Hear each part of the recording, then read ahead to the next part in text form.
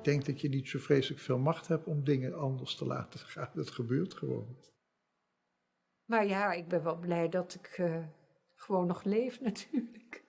On voit l'être aimé, complètement distordu et il est là, il est plus là, mais en même temps il est là. Quando hai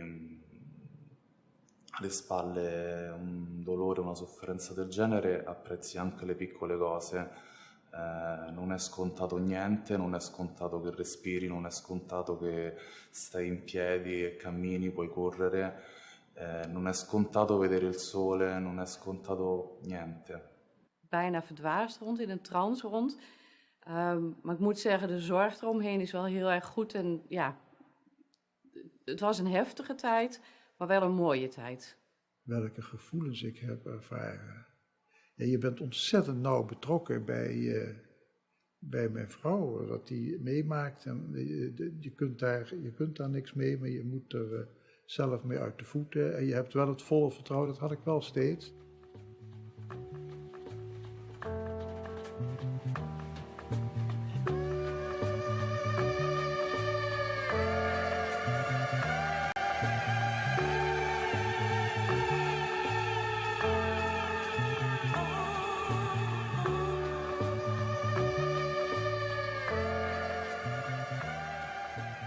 Io sono un medico di terapia intensiva, non un rianimatore, nel senso che lavoro con i neonati, quindi mi occupo di tutt'altra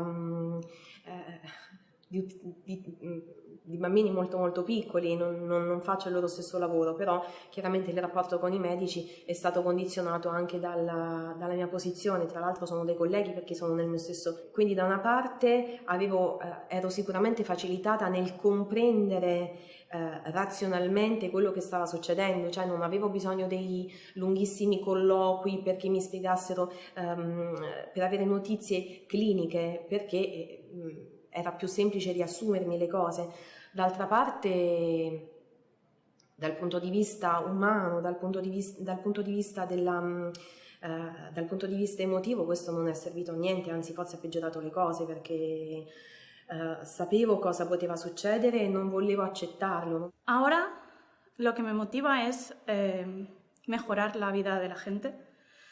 Ya no es tanto la técnica, ¿no?, como cuando eres joven, porque llega un punto que la técnica es técnica y no tiene ningún secreto, sino las pequeñas cosas que pueden hacer que marcan la diferencia. El hablar con el paciente, con la familia, el hacer una educación sanitaria que nadie ha hecho hasta ese punto y tú no lo sabías porque dabas por hecho que lo habían hecho.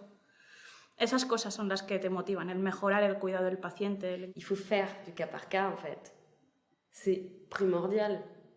Parce que chaque histoire est différente. Et quand vous vous trouvez en tant que patient, en tant que famille de patients, dans cette situation, dans un univers où vous ne parlez pas cette langue-là, cette langue faite d'acronymes et de termes techniques que vous ne connaissez pas, quand vous vous retrouvez face au savoir et que du coup vous vous retrouvez impuissant, que vous vous retrouvez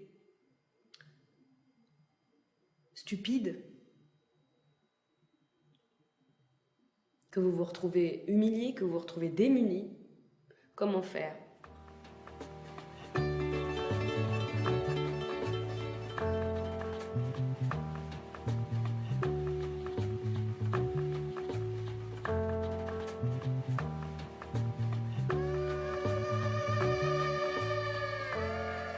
Jokainen lääkäri varmaan pelkää komplikaatiota tai jotakin, että mitään ei niin kuin ei hiffaa jotain juttua, mitä olisi pitänyt hiffata, joskin siinäkin auttaa se, että harvoin tekee yksin koko päivää töitä. Nämä tuli nyt äkkiseltään mulle mieleen. And what scares me is that making those decisions and making those wrong decisions and the realization that that decision in 3-4 weeks' time, where you end up having a patient who, in effect, can be crippled by life-sustaining therapy, which may not have been in their best interests or the family's best interests. And that still scares me. And I think it scares a lot of colleagues, but intensive care is much more multidisciplinary now, and I think that has helped our decision-making and has reduced that fear factor. Honesty and humility go a long way. And most patients and relatives understand that we're also human and mistakes can happen and should be openly discussed.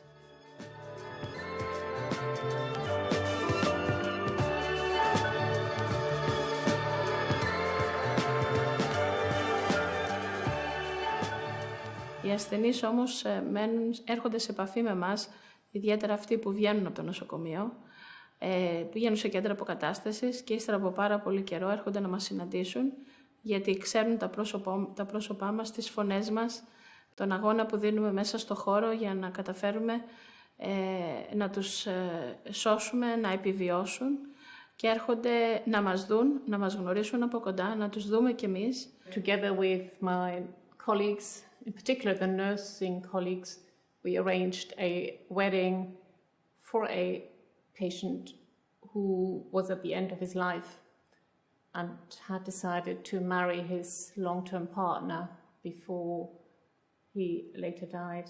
And it was very moving to be part of this very special event in the intensive care unit. It's a real privilege to be able to support a patient and their family through that, what I hope is the worst thing that ever happens to them in their lives, to be able to support them through that, hopefully to recovery, or to support them through managing a dignified death. Il faut ramener la vie. Pourquoi est-ce que tout est si blanc et voire gris? Pourquoi est-ce que ce lino couine autant sous les crocs des médecins? C'est insoutenable. Pourquoi est-ce que tout est autant aseptisé?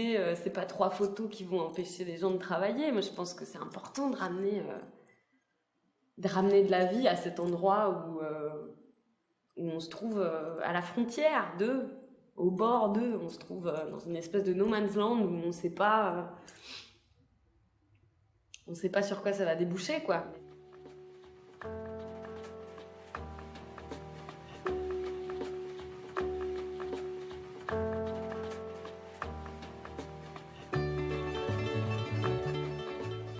La mia opinione della terapia intensiva è fantastica perché mi hanno salvato la vita e dopo 3 anni sono qui.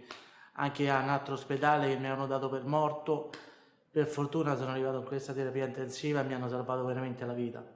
Solo belle cose possono uscire dalla mia bocca, ovviamente, perché senza di loro non sarei qui, ripeto, non sarei qui oggi. Intensive care medicine allows me to learn something new every day. So every day I meet colleagues and I hear of their new technologies, new advances, and progress in their particular specialty. But most importantly, every day is a different day with new challenges, and I enjoy the interaction with my colleagues and most importantly with patients and their relatives. So provides a great variety, it's different every day, and it's a specialty where progress is made on a regular basis. Grazie perché mi hanno ricordato anche come si lavora. Cioè, io faccio questo mestiere, lo faccio da tanti anni, ci sono dei momenti in cui sei stanco, in cui hai le tue cose, nel senso che hai la tua vita, hai delle preoccupazioni, però io ero serena quando andavo via, non perché sapevo che non sarebbe morto, poteva morire, poteva star male, ma era nelle mani migliori, sapevo che era nelle migliori mani e questo mi dava quel minimo di tranquillità che potevo cercare. È giusto che i bambini che mi vengono affidati e i genitori quando vanno a casa possano pensare la stessa cosa. Siamo nelle migliori mani, quindi dobbiamo sempre fare il meglio. Grazie a loro per esserlo il meglio.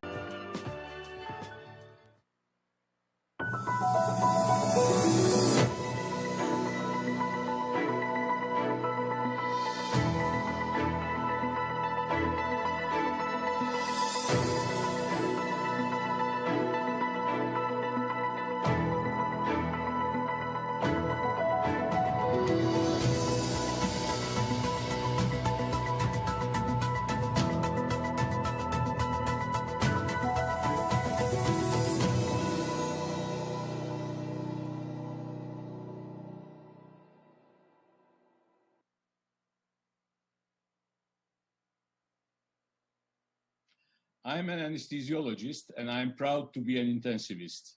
We, intensivists, are working together to fight COVID-19. Together, we are intensive care medicine. I'm proud of being an intensivist.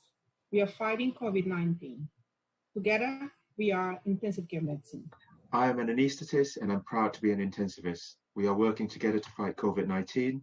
Together, we are intensive care medicine. I am an intensivist and proud of it. Intensivists with various specialty backgrounds work together as a multidisciplinary team to prevent and treat temporary risk of death due to COVID-19. My name is Jan de Waele and I'm proud to be a surgery-trained intensivist and work in intensive care. We work together to beat COVID-19. Together, we are intensive care medicine.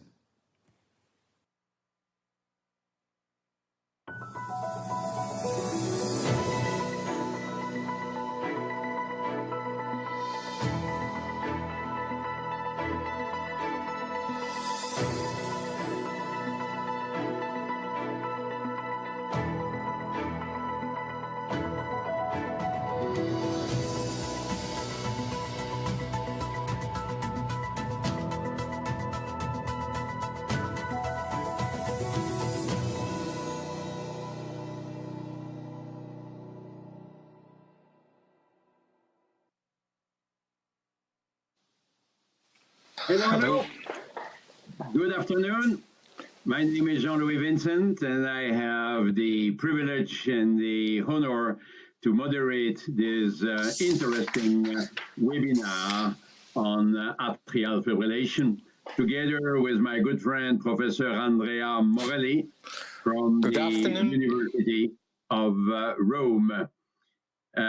We are pleased to do it on behalf of the European Society of Intensive Care Medicine, and we would like to thank the Amomed company for sponsoring this event and allowing us to have this discussion. As indeed, atrial fibrillation is a big problem in the intensive care unit.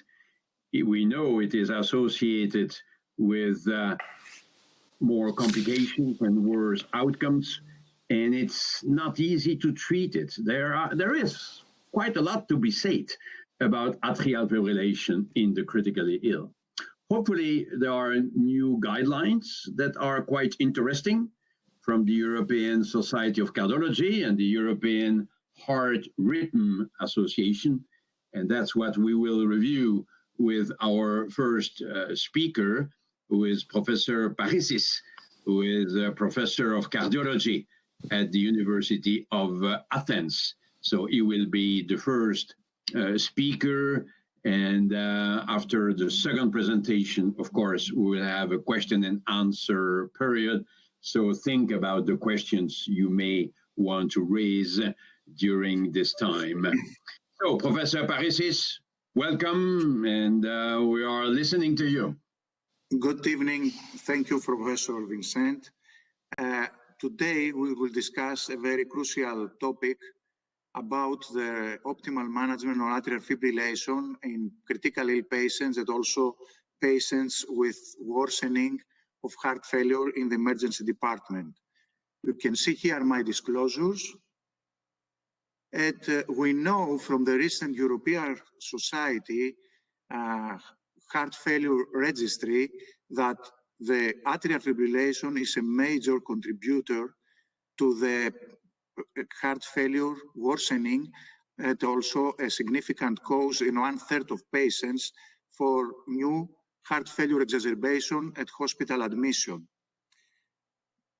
Also, we know from the previous guidelines of European Society of Cardiology on heart failure, in this very nice diagnostic algorithm, that there is need after the first hour at the exclusion of cardiogenic shock and respiratory failure that needs specific treatment and also potentially mechanical support of mechanical ventilation.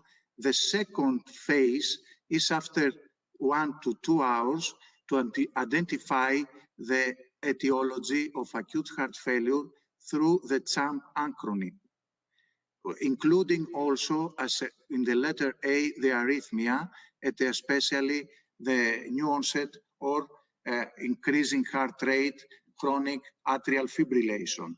It's very important to recognize this condition as precipitating factor of acute heart failure and to give the specific treatment as a main suggestion in these patients is, first of all, to have an adequate heart rate control in order to improve symptoms and also to avoid the further heart failure worsening. In the vast majority of patients with acute heart failure and atrial fibrillation, the onset of atrial fibrillation is unknown, and many of these patients have chronic atrial fibrillation, and there is increase of heart rate during the exacerbation of heart failure due to excessive sympathetic activation. Thus, there is specific recommendations for acute control for the ventricular rate in these guidelines in atrial fibrillation, and these guidelines suggest as a first-line treatment in patients with heart failure and atrial fibrillation, digoxin and or beta blockers, while amiodarone is second-line treatment and may be considered with weak indication to be at level of evidence B. In the same way, the new guidelines of, for atrial fibrillation published before some months in European Heart Journal suggest also as a first-line treatment for rate control in atrial fibrillation, the beta blockers, second-line diltiazem or verapamil in patients with left ventricular ejection fraction over 40, while in patients with significant left ventricular dysfunction and left ventricular ejection fraction lower than 40, these guidelines suggest beta blockers as a first-line treatment or digoxin as a combination therapy in order to have an adequate controlled heart rate in these patients. Also, there is a recommendation, a resting heart rate lower than 110 is potentially the ideal heart rate target for controlled therapy in these patients. Finally, there is a weak recommendation again for the use of amiodarone as a drug that will cause heart rate control in patients with atrial fibrillation. There is also a very nice algorithm assessing also the comorbidities and the choice of drugs for the control of heart rate. For example, if there is none of comorbidities or hypertension or heart failure with preserved ejection fraction, the first-line treatment is beta blocker or a bradycardic calcium channel blocker. In patients with heart failure and reduced ejection fraction, first-line treatment is a beta blocker. In patients with severe COPD or asthma, the first-line treatment is a bradycardic calcium channel blocker. But I want to speak also about the COPD, the classical COPD exacerbation. There is no contraindication for the use of beta blockers sometimes. The classical contraindication is the severe asthma or the severe COPD exacerbation with excessive bronchospasm. In the other cases, we can also use selective beta blocker for the rate control of these patients.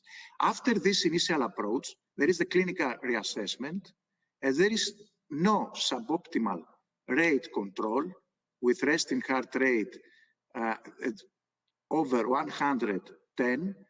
The second step is to combine different drugs, to continue the beta blocker and to combine the beta blocker with digoxin or bradycardic calcium channel blocker in order to achieve the ideal resting heart rate lower than 110 and to improve the symptoms and quality of life of the patients. There is also a specific recommendation for post-operative atrial fibrillation. After the optimization of hemodynamics in these patients, the optimization of fluid balance and also to minimize inotrope and vasopressor use, the next step is to evaluate the hemodynamic status again of these patients. If there is hemodynamic instability, there is a need for emergency cardioversion. If there is no hemodynamic instability, and there is systemic anticoagulation, the next step is for symptomatic improvement to achieve an adequate rate control with target resting heart rate lower than 100.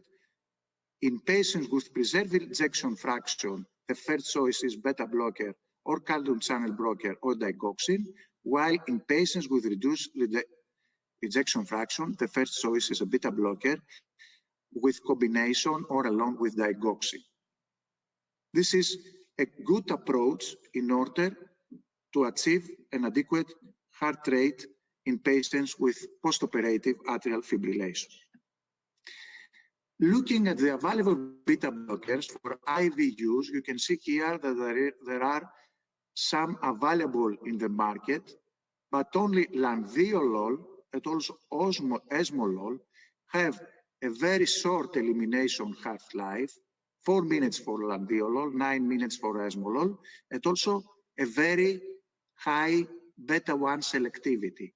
The highest selectivity the Landiolol has the highest selectivity with ratio beta-1 to beta-2 255.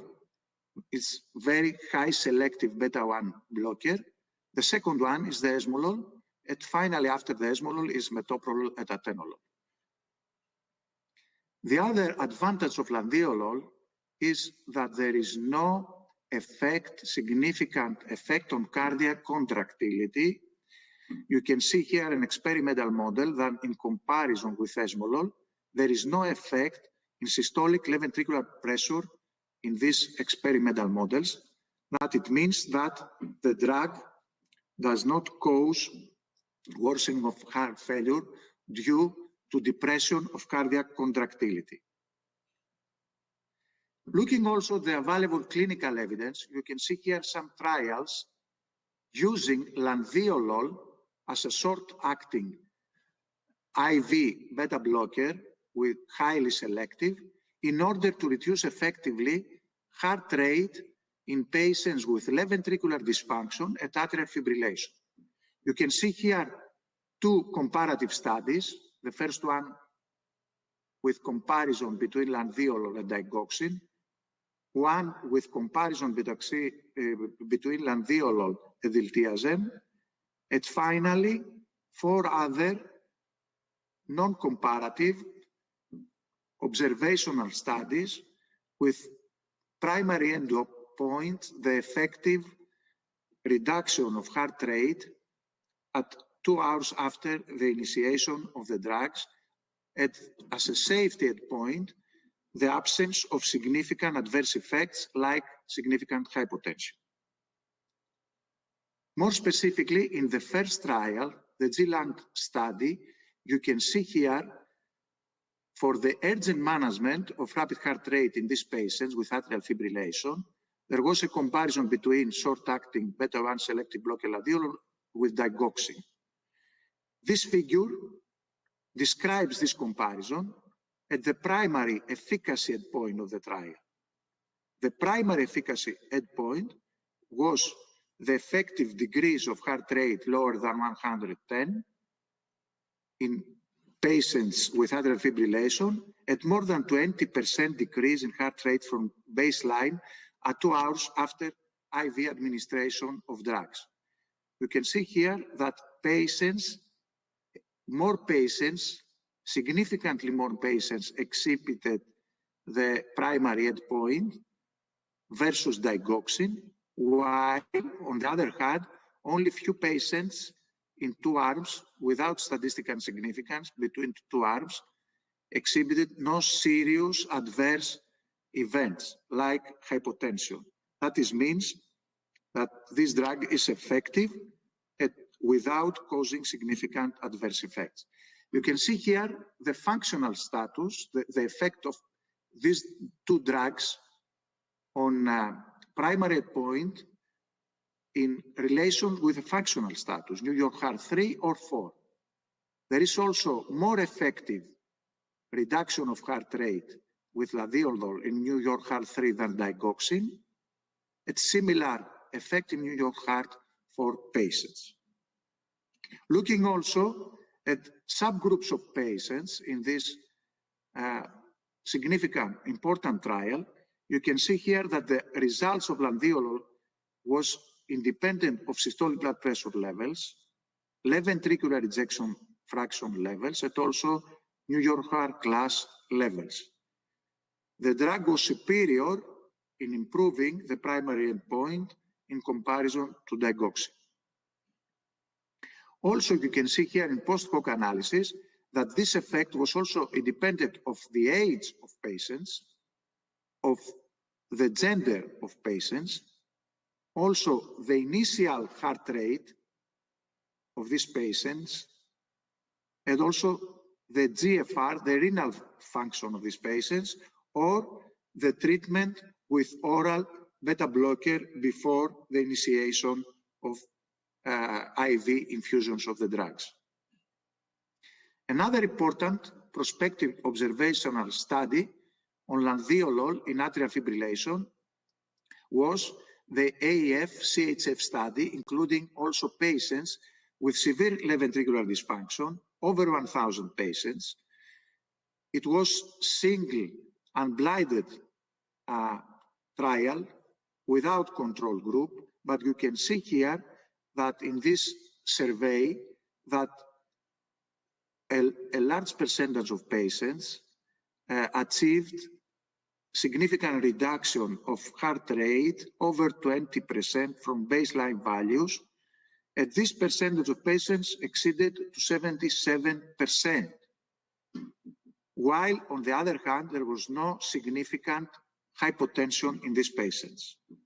That means that also it's a safe and effective drug in real-world clinical settings in order to achieve effective heart rate control in patients with atrial fibrillation.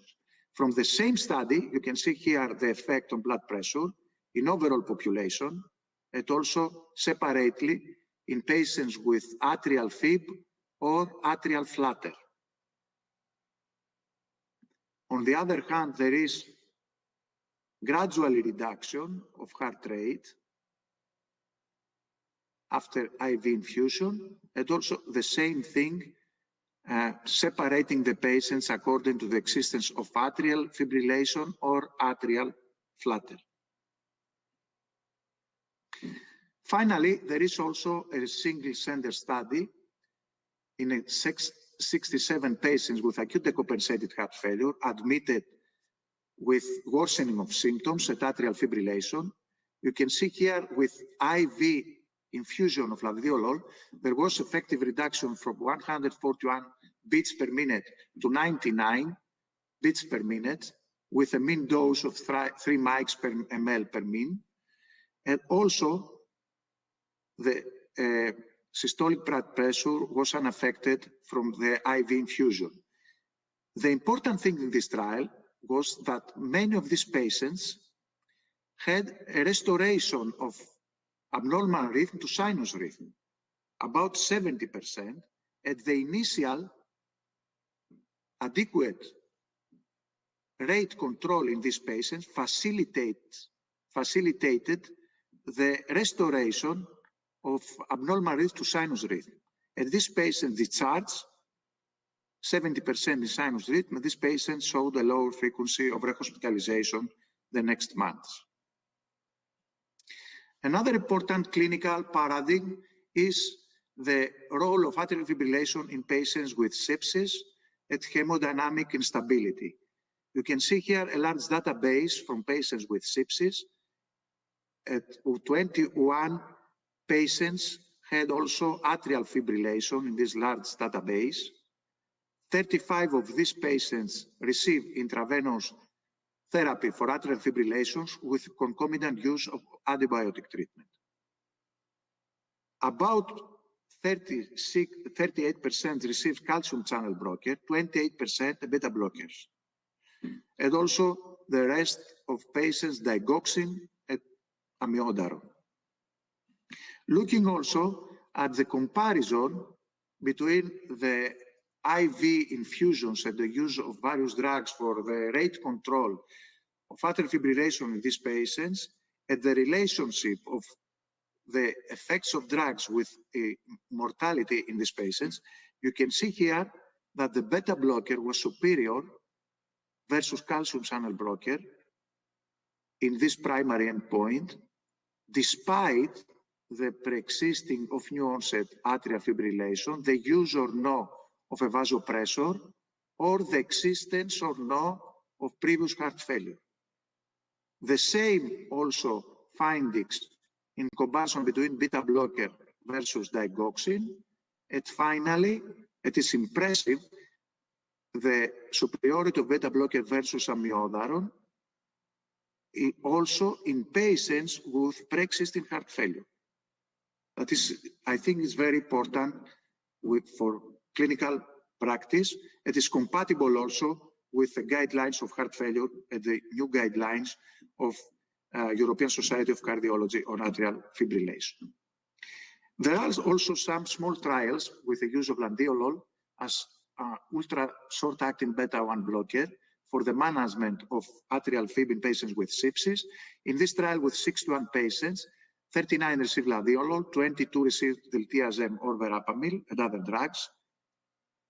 You can see here that the Landiolol have a better effect, greater effect in reduction of heart rate than control group receiving diltiazem or verapamil, without significant also effect on systolic blood pressure, without causing abnormal hemodynamic findings in these patients.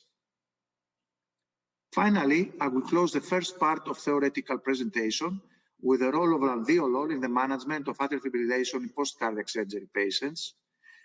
There are many meta-analyses in this field.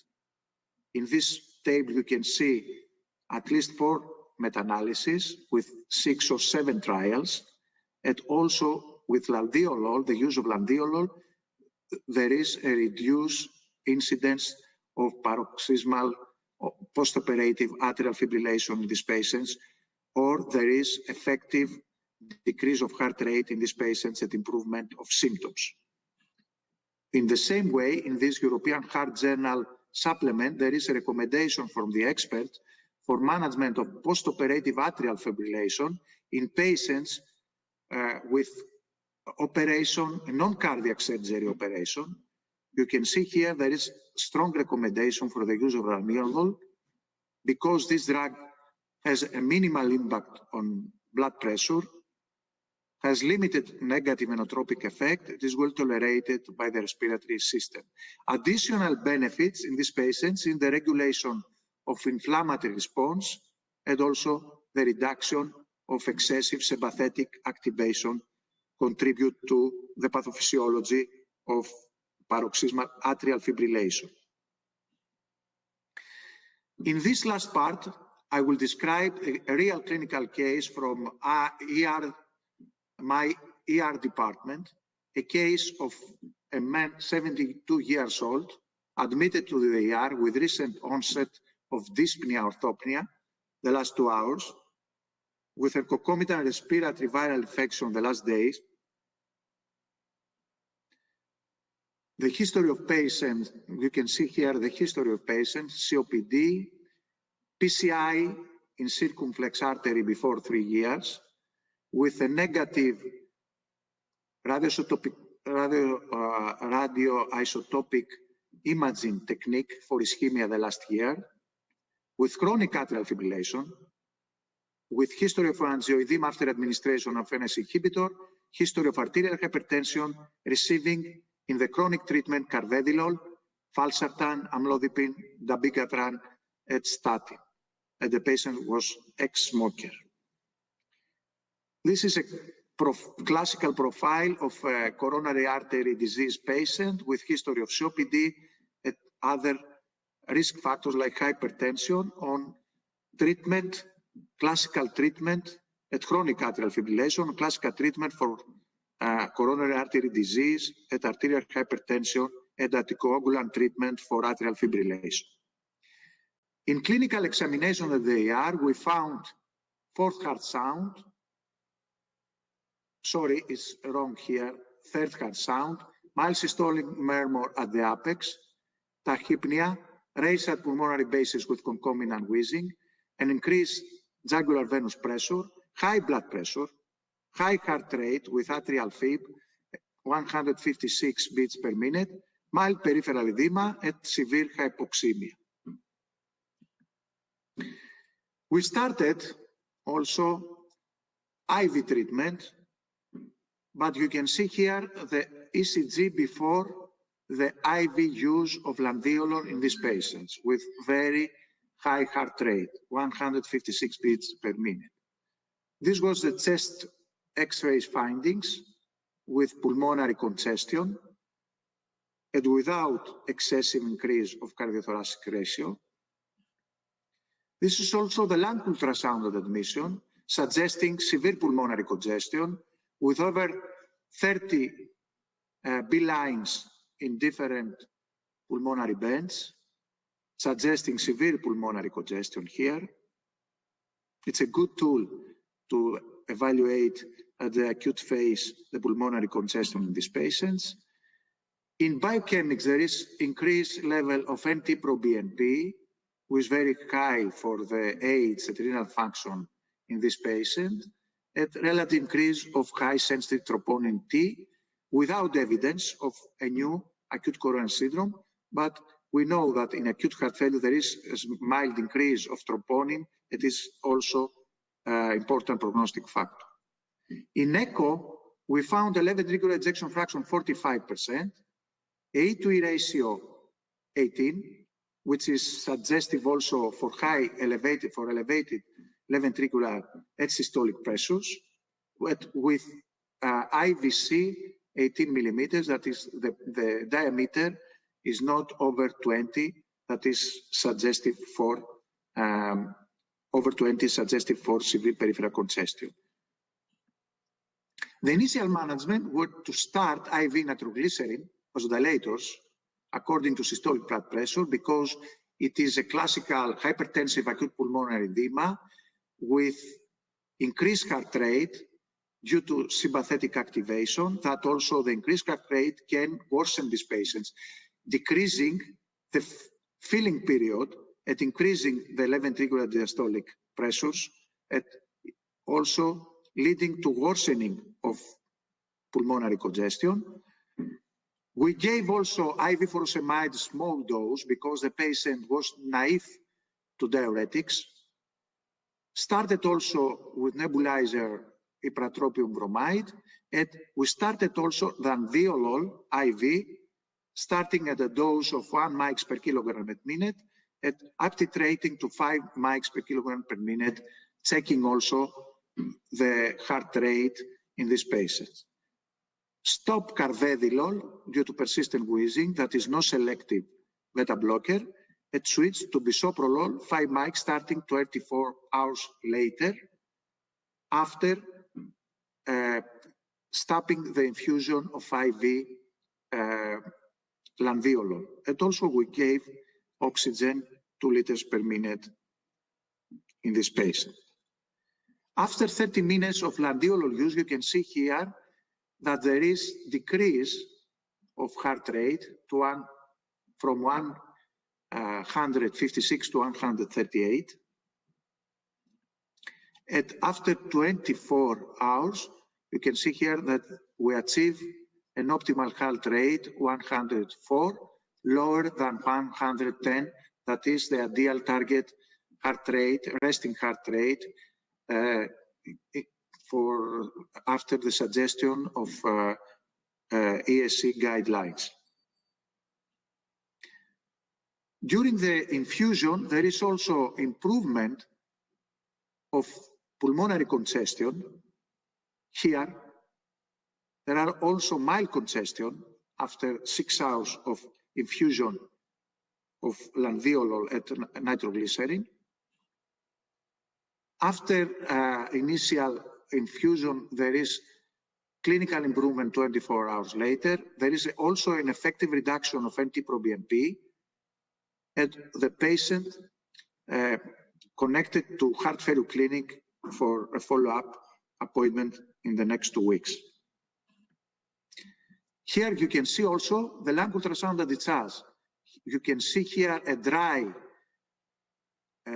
dry pulmonary tissue without B lines at complete resolution of pulmonary congestion after the initial treatment with vasodilators, diuretics, and heart rate control with IV Landiolol. I will close my presentation with also the suggestions of European Heart Rhythm Association for the management of newly diagnosed atrial fib in critical ill post-operative patients. In the same way, I think it's very nice algorithm in order to have an optimal management of these patients. If there is, after clinical assessment and calculation, hemodynamically stable atrial fib, the next step is to assess reversible triggers for atrial fib and to have an adequate rate control as with beta blockers or diltiazem or digoxin, verapamil, digoxin amiodarone. But beta blockers remain the first choice for the rate control in these patients. Also, there is a specific statement to use short-acting beta blockers in the case of risk of hemodynamic stability like Landiolol. And Landiolol overcomes all limitations in clinical practice because it's very fast at precise management for very fast, precise management of acute atrial fibrillation. It's also first-line treatment for patients with cardiac dysfunction. It's also safe agent in patients with renal and hepatic comorbidities without causing significant hypotension or negative inotropic action. It also is compatible with pulmonary disease patients due to highest cardioselectivity. And finally, has limited rebound and tolerance effect due to lack of pharmacochaperonic effect in these patients.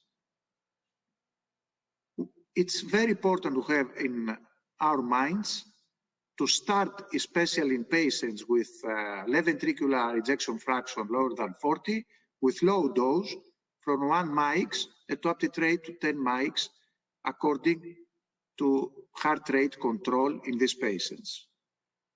That I think that is very good choice for the treatment of critically ill patients in the ER or in ICU, especially in patients with cardiac dysfunction and hemodynamic instability. Thank you for your attention. Thank you very, very much indeed, John Parisis, for a very interesting presentation based on these most recent guidelines and also a nice patient presentation. An initial comment that you will have to address at one point or another.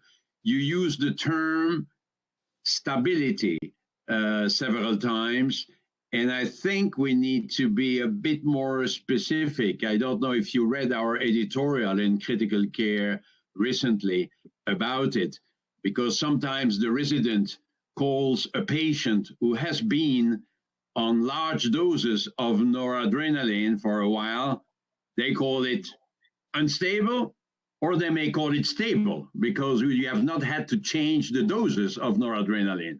So are we speaking about shock, or are we speaking about some hypotension, or are we speaking about something else? But hemodynamic stability, I don't know what that is. I hope I am hemodynamically stable right now, but if I am in shock with 60 microgram per minute of noradrenaline for 24 hours, you may say that I've been very stable for 24 hours. So any comment on that? Yeah, it's a good point. It depends on the patient. I think that there are some patients that after the initial use of catecholamines, there is a very quick response.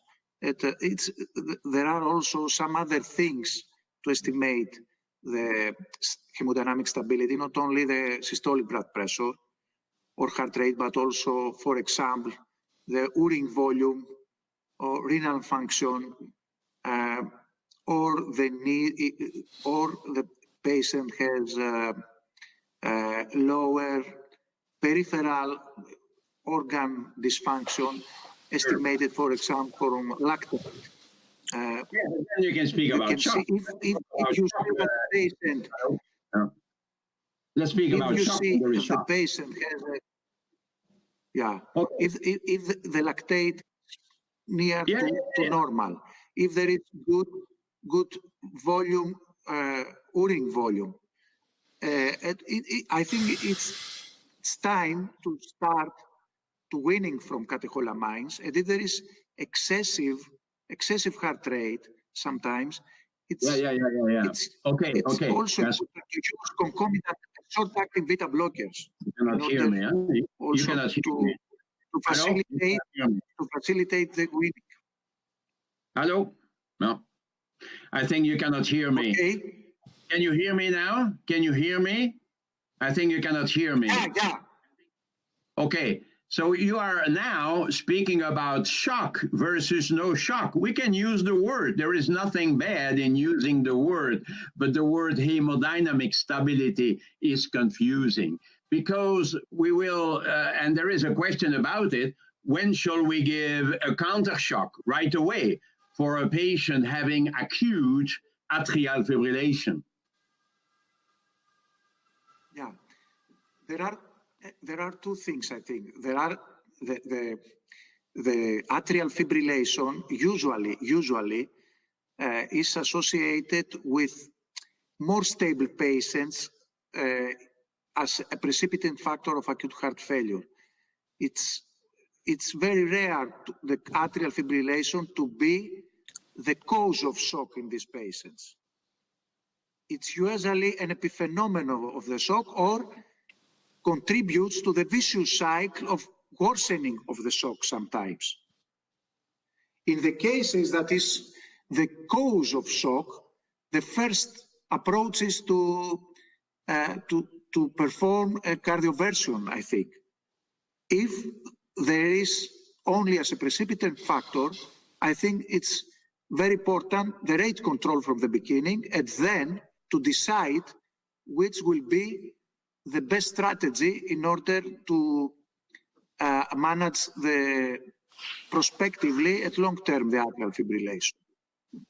Because the question is also the question of beta blocking agents like Landiolol versus amiodarone.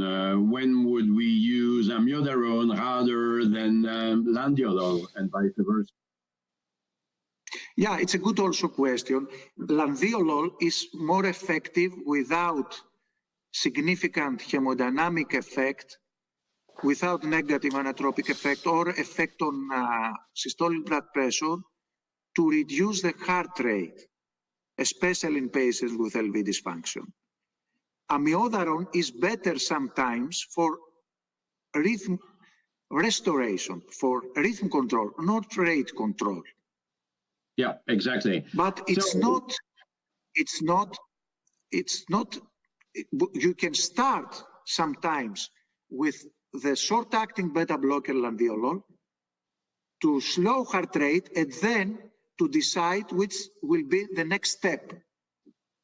Very good point. Very good point. If you decide to restore heart rhythm, potentially the next step is to start after reduction of dose of Landiolol to start amiodarone for rhythm control. Okay. Okay. Let's try to have But I short think the answers. first thing. We have many questions. We have many questions. We are still waiting for Professor Slama, but we hope that he will be connected very soon. But some people ask here, let's have short answers. Has Landiolol been compared to other IV beta blockers in clinical trials? No, there is. I showed some data in comparison with digoxin and also in comparison with diltiazem. there is no direct comparison with Esmolol, for example, except experimental. Okay. Thank you, John, because our time is very limited. And I'd like to give the microphone to Andrea Morelli, who will introduce Professor Slama. And thereafter, hopefully, we will have time for a few more questions. But Professor Slama could be connected, and so we welcome him. Andrea, go ahead, please.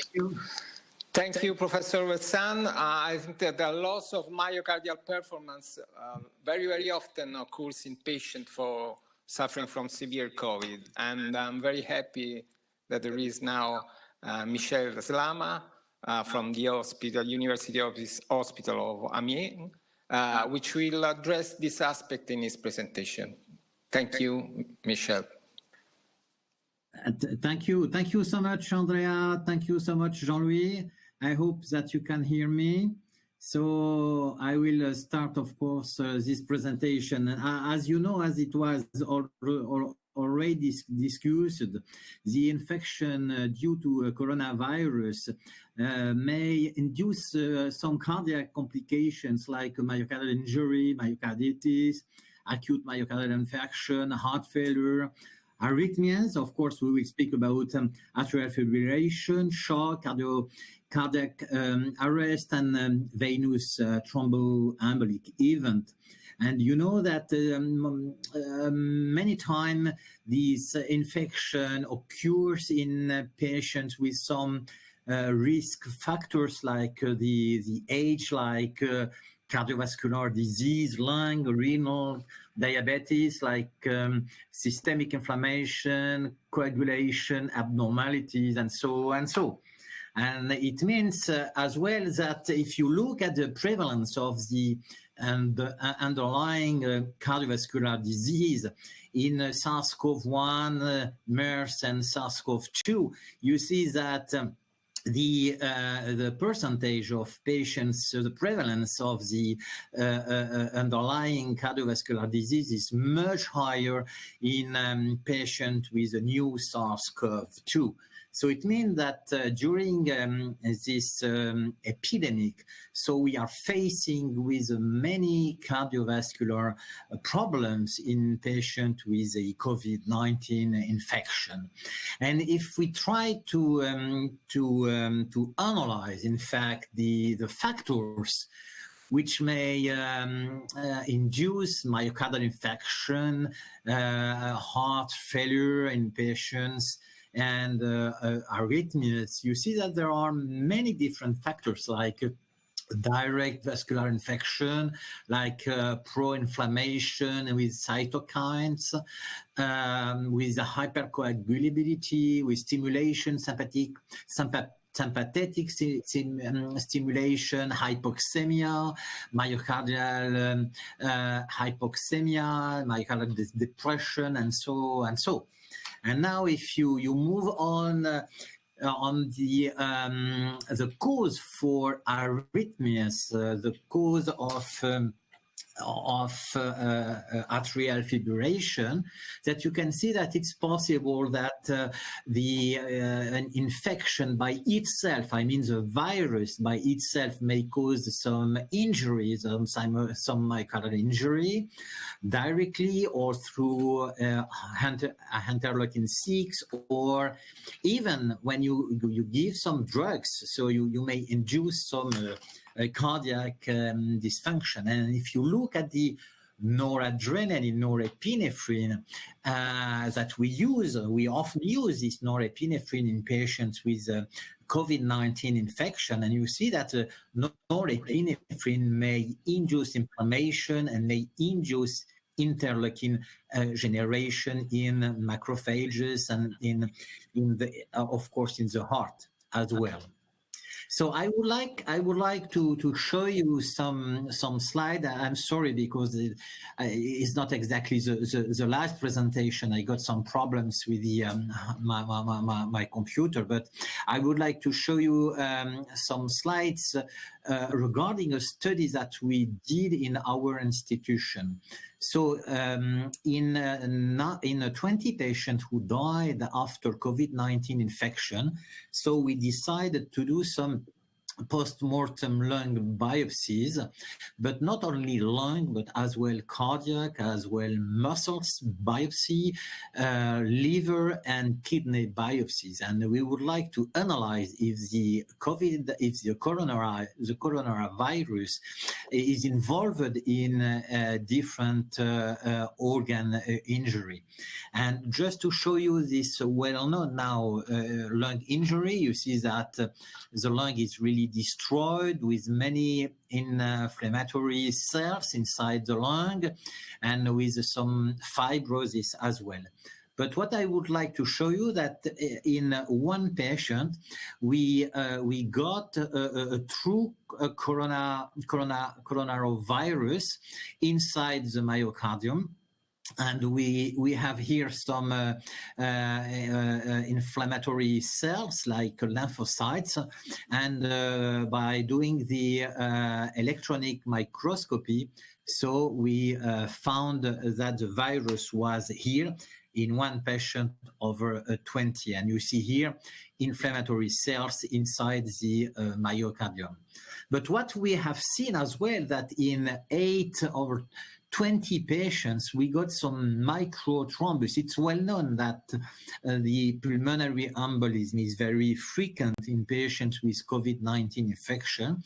And you can see here some microthrombus in a small and big lung vessels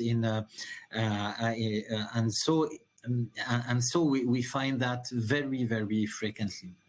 And what we discovered is most of the patients who died from the COVID-19 infection, it was due to the congestive heart failure. And we discovered in 11 patients some fibrosis inside the heart. It could be an old fibrosis due to the myocardial infection, to a previous cardiac dysfunction, but as well, we don't know if it is not maybe due to some viral replication and inflammation into the myocardium. So we got in 11 patients this kind of myocardial fibrosis. And I would like to show you some imaging, some heart imaging. Of course, you recognize the CT scan of a patient with a COVID-19 infection. But let me show you some heart imaging. So here we have the echo with the left ventricle, which is small, hypokinetic. Sorry, it doesn't run, but I would like to tell you that it is severely hypokinetic and short axis view as well. The right ventricle as well could be dilated with a systolic dysfunction of the left ventricle. It's the same patient. And I would like as well to show you that you may have as well a diastolic dysfunction. Is a special assessment of the diastolic dysfunction here, and you have an E prime which is very small. It means that the relaxation of the left ventricle is really impaired, and here it is an analysis of the contraction of the right ventricle, and the contraction of the right ventricle is severely impaired. And the last imaging that I would like to show you here, it's a dilation, severe dilation of the right ventricle when you compare with the size of the left ventricle. And so here it was due to an acute cor pulmonale, due to pulmonary hypertension, due both to the ARDS and due to the mechanical ventilation as well. And so I would like to show you the findings of the studies that our Chile colleagues have done in their institution, analyzing 60 patients. And on these 60 patients, they did an echocardiographic examination. And what do they found? They found that first, in 70% of cases, the heart was hyperkinetic with an ejection fraction higher than 60%. And that's the most frequent the most frequent discoveries that we have when we do echo on patient with a COVID-19 infection. But in 28% of cases, we demonstrated that the ejection fraction was abnormal, lower than 60 or even less than 45%. And so in 30% of cases, we had a right ventricular dilation. And in 7% of cases, we had an acute cor pulmonale. I would like to show you this a very nice case in which the Italian authors demonstrate a true impairment of the heart in one COVID-19 patient with you see that a real abnormal imaging using the MRI. But what I would like to remind you that over two Chinese studies, is that when a COVID-19 patient has a cardiac injury assessed by abnormal or elevated troponin, so the mortality is higher than when the patient do not have any abnormal troponin level. And if unfortunately the patient has both high elevated troponin as well as a previous or current cardiovascular disease, so the mortality of the patient with coronavirus infection is very high. Another study which demonstrates exactly the same with a large number of patients, 416 patients, among which 20% got a cardiac injury. And you see that the patient with a cardiac injury had a much lower survival rate than patient without cardiac injury. And so I would like to move now to the to the management of patients with COVID-19 infection and cardiac disease. And again, because most of the patients, they have a previous cardiac disease, or because as they have sometimes some direct cardiac infection due to the virus or due to the inflammation induced by the virus. So we have many patients with the atrial fibrillation. And so if we would like to manage the patient, and if we would like to see what is a proposal again from the European Society of Cardiology. So just to remind you that there's a previous discussion. So you see that when the atrial fibrillation is associated with hemodynamic instability, and I do remember that we may have a discussion about this hemodynamic instability, of course, we have to do an emergency cardioversion. But in many cases, in fact, the hemodynamic is stable, and then of course we have to give a systemic anticoagulation, but at that time we have to discuss and to choose between two different ways, either rhythm control or a rate control. And you see that this recommendation coming from the European Society proposed beta blockers either in preserved left ventricular ejection fraction as well in reduced left ventricular ejection.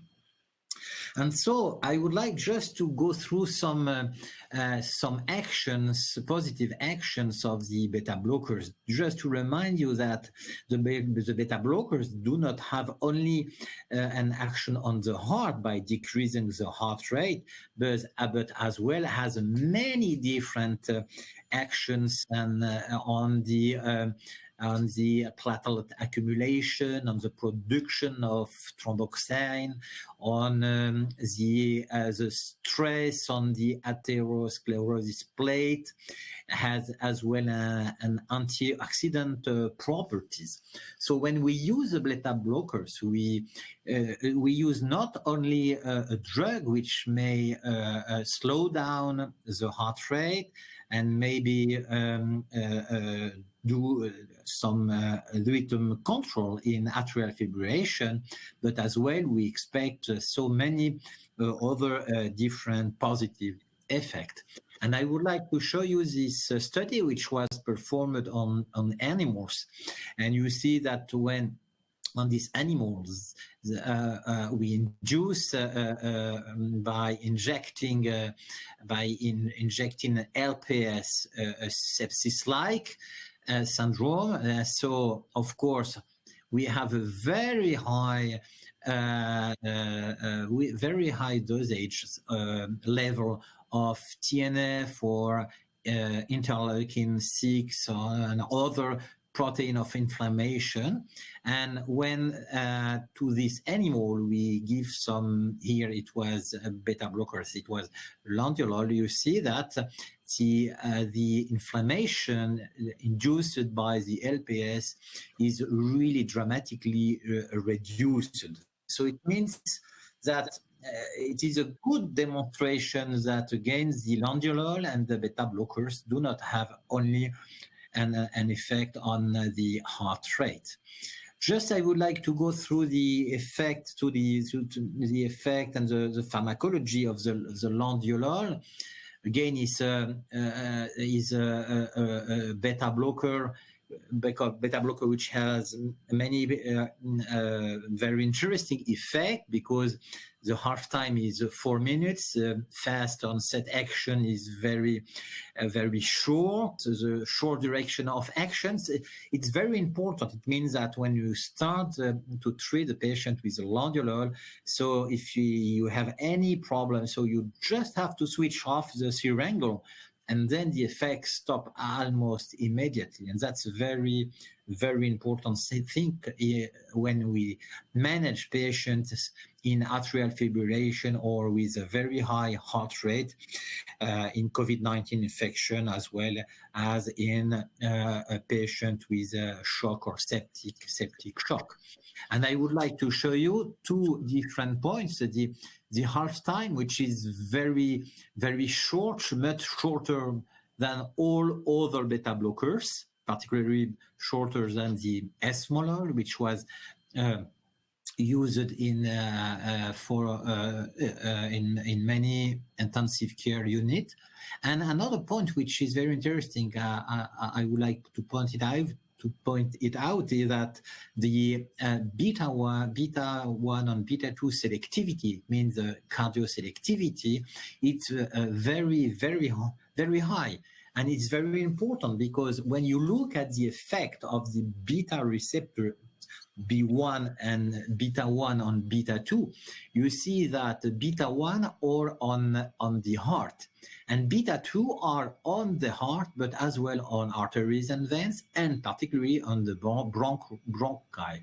So it means that when you give beta blockers with an effect on beta 1 on beta 2, so you may induce a bronchodilation and not only a decrease in the heart rate, and so it means as well that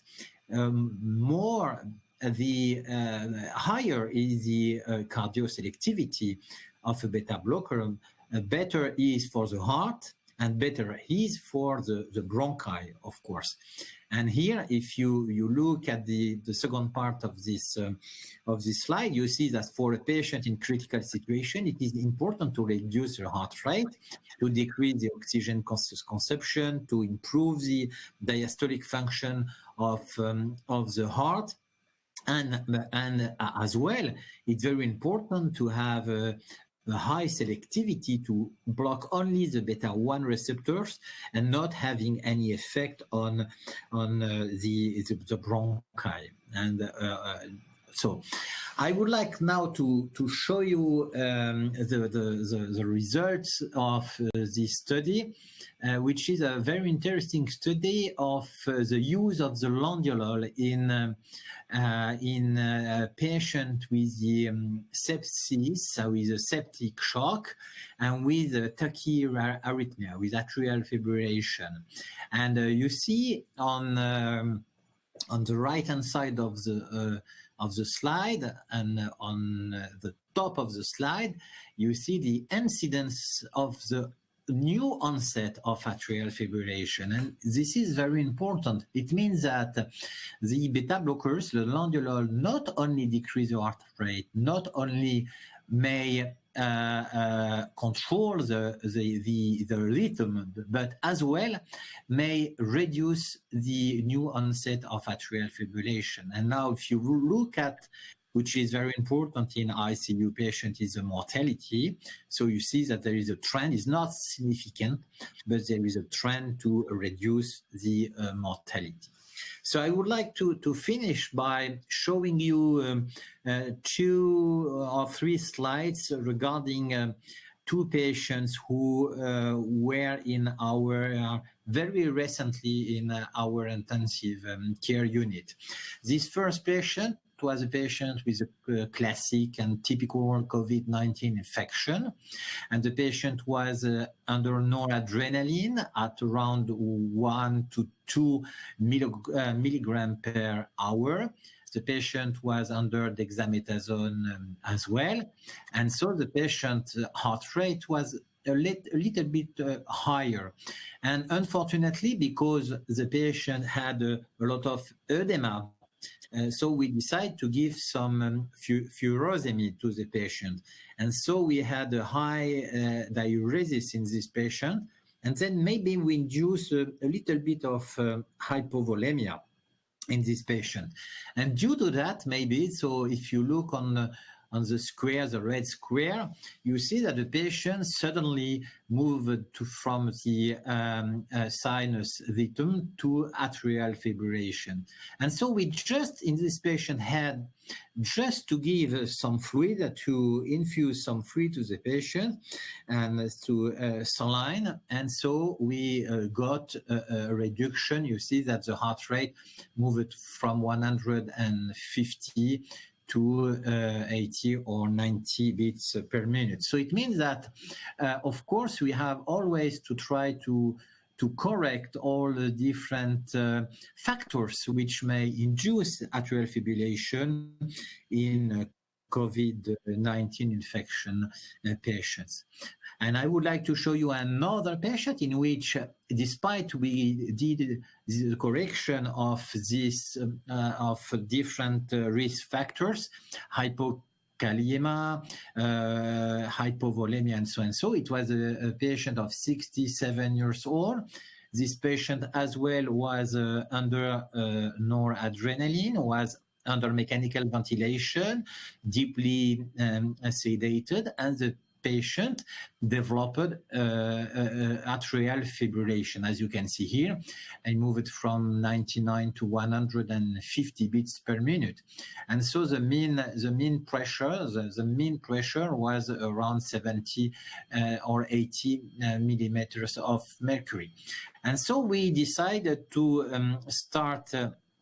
To treat the patient with the Landiolol. The patient had a normal systolic function assessed using transthoracic echo. So we started with a low dose, something like 2 or 3 microgram per kilogram per hour. Usually we started at 1, even lower than 1. In patients, for example, in septic shock, if we would like to use the Landiolol for decreasing the heart rate, we start at 0.1 microgram per kilogram per minute, and we increase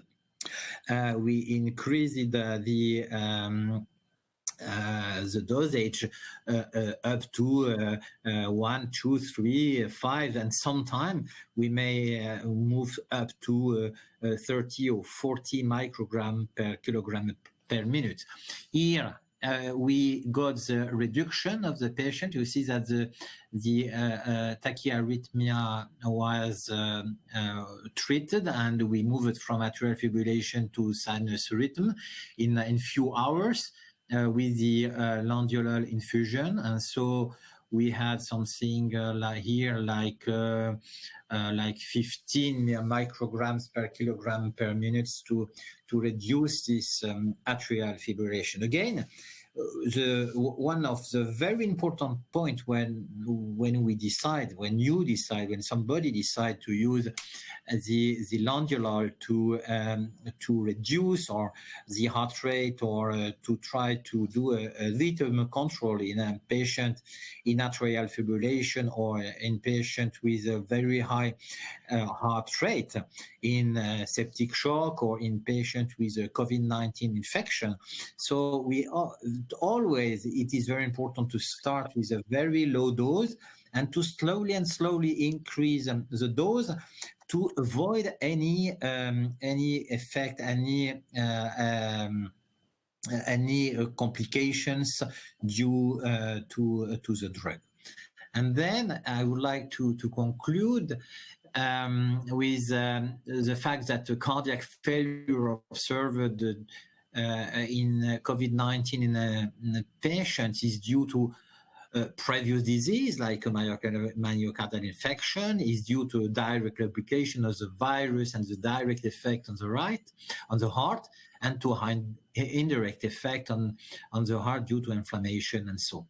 And the atrial fibrillation is really frequent in ICU COVID-19 infected patient, and so should be managed either for rhythm or rate control. And for us, the beta blockers are the first line drug in this clinical situation, and we use this drug in a patient with normal ejection fraction, as well as in patient with a systolic dysfunction of the left ventricle. And because the Landiolol has a very short half-time life, and because the Landiolol has a very high cardiac selectivity, so it is for us the drug of choice, because we may stop the drug and then the effect stop as soon as you stop the infusion of the drug. So this is my conclusion, and of course, Andrea and Jean-Louis, I am ready to try to answer to any question regarding this presentation. Thank you, Michel, for this very exhaustive presentation. And I don't know how many minutes do we have for the discussion, because maybe we are a little bit late, but 5 minutes. So only 5 minutes, just two quick questions. The first one is, how can we manage the Landiolol discontinuation? We have to titrate down very slowly. How can we prevent a rebound effect in case of sudden discontinuation of Landiolol? That's a very good question, because as you know, of course, when patient has a cardiac disease, a previous myocardial infection, and the patient is under beta blockers. So when you stop the beta blockers, so you may induce a worsening of the clinical situation of the patient. And so in our intensive care unit, what we do is we don't stop the beta blockers, the Landiolol, immediately after the rhythm control, but we usually decrease the beta blockers. We give the half dose. From the dose which was efficient to move to the normal rhythm, but we stop after a few hours the the beta blockers. So it is different when we are trying to reduce the heart rate in patient with a septic shock. In patient with septic shock, we slowly decrease the Landiolol, but always we try not to give too long this too long duration time this drug. Most of the time after 2 days we stop the Landiolol infusion. All right, thank you, Michel. And the other one is, what about norepinephrine? Did you note a decrease in norepinephrine when you slow in heart rate, or an increase in norepinephrine, conversely? Really, in our experience, because we are moving up slowly, very slowly, the dose of Landiolol, usually we don't have to increase noradrenaline in patients in which we use the Landiolol. We have a large experience in patients with a septic shock. Sometimes that's true that we have a decrease in mean arterial pressure, and sometimes we have to increase a little bit the noradrenaline. So, but most of the time we have almost no effect on the mean arterial pressure. For patient in atrial fibrillation, it depends. It depends as well.